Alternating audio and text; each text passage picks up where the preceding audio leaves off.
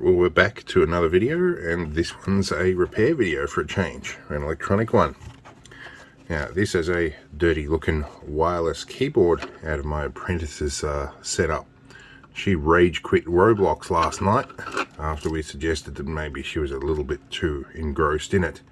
And now her keyboard doesn't work this morning, and it's 8:30 in the morning, and it's the end of the world because she can't log in.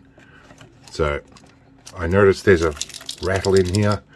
Something shouldn't be rattling in these keyboards. These are cheap, but it should be worth me opening this up to at least do some sort of an autopsy, see how it's failed. However, if it's a quick fix, I can probably satiate her for a few hours this morning. But she's also learning a lesson through having to use the on-screen keyboard, and that is a bit of a poignant lesson because it's very frustrating. She's learning that expressing her aggression in that way is probably a bad idea if she wants to keep playing things. So I'm going to grab a magnet and rip all these 100 or so screws out of here and see what it's like on the inside. Alright, we've removed the multitude of screws from here, and they should come off, all except the battery bay. Alright, so the membrane looks mostly intact, although there's a bit of a wrinkle in that corner. So all of that seems to be okay. There is a little thing hanging off here. Ah, here we go. There's a component has lifted off the board. That's what was rattling around, and that looks like probably a surface mount crystal or something to that effect. I might be, yeah, that is. That looks like a 16 megahertz crystal, surface mount one. So I can probably reflow that back onto the board. I don't have any low temp solder paste, but we might be able to hit it with a reflow gun, get it back on there. But it will require us to remove that circuit board. So let's see how we go. I have a little magnet on my screwdriver here to help me pick the screws up. Those two screws are of a different thread to the rest. Well, she's definitely hit her keyboard hard if that's the case. But we might have to use a hot air gun here. See if we can lift this off. These should come off. And it's probably the first time I've actually seen this happen with surface mount stuff, that the component has completely come off. But I'm sure it does happen often. Alright, let's get this mounted on some blue tack and get our hot air gun set up. Alright, we need to turn a few things on here.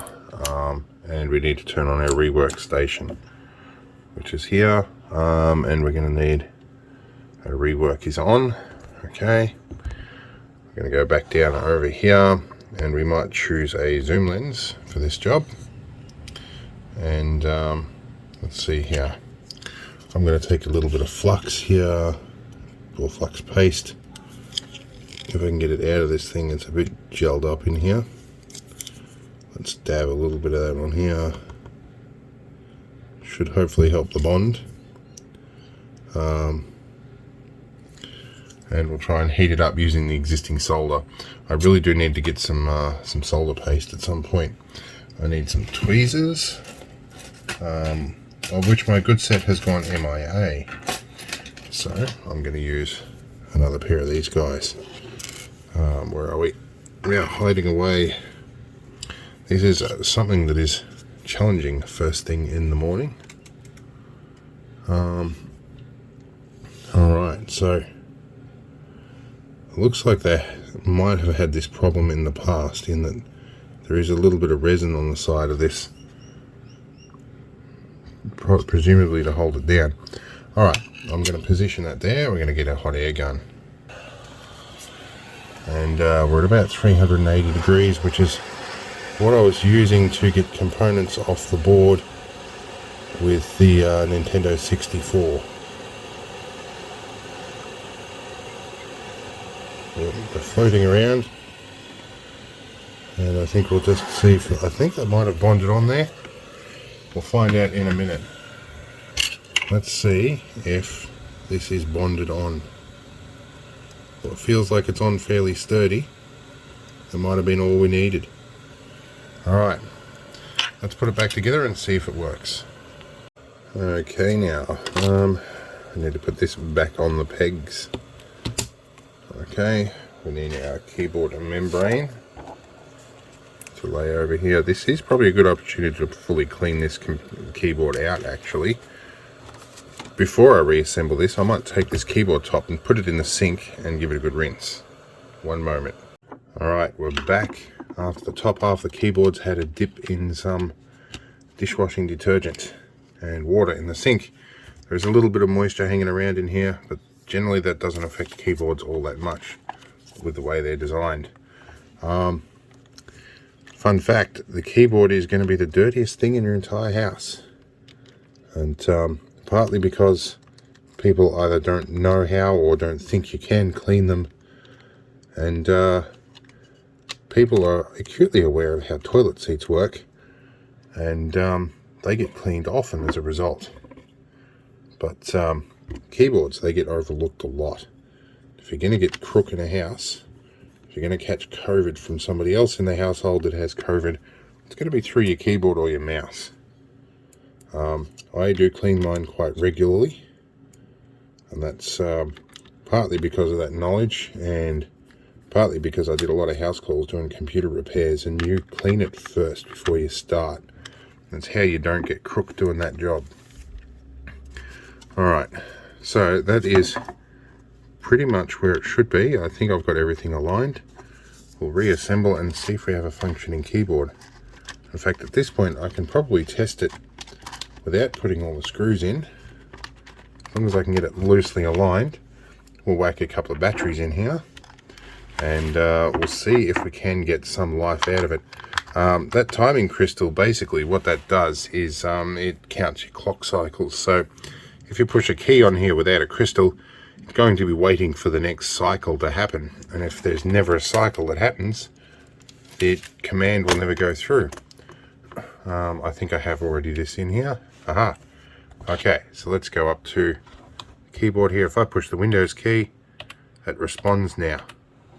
Okay, that should be pretty good. Let's find another quick test. Now, I could use some screen capture software, but it requires effort at this time of the morning. Let's try the quick brown fox jumps lazily. Well, L-A-Z-I over. Oh, well, hang on. The quick brown fox jumps over the lazy dog. Wow, it's been a long time.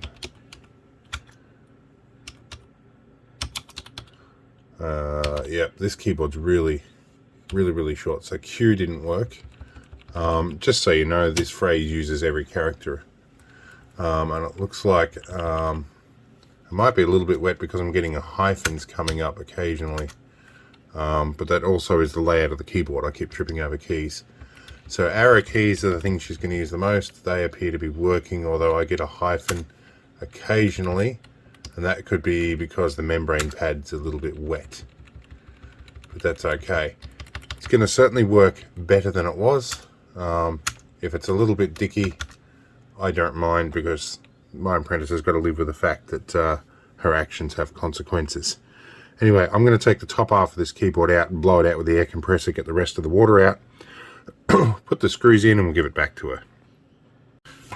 Alright, so the keyboard's back in service, and it's working relatively well. My apprentice is still throwing tantrums, but for a different reason, and she's autistic, if you guys hadn't picked up from previous videos. So we'll see how long this one lasts, but you know, it's why we only buy cheap keyboards. But anyway, at least that one's fixed, and yeah, hope we'll find another interesting topic to cover soon enough. See you later.